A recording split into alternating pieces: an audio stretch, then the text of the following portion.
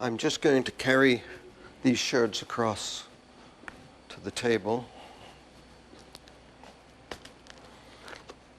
I have a piece of foil over the cotton waste to stop the acetone evaporating,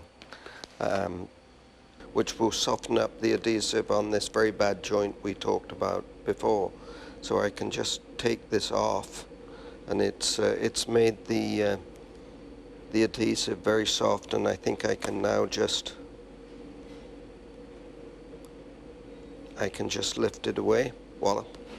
And there we have it separated. I can clean up the joints, then put it up in the bean box again and put new adhesive on and realign it correctly.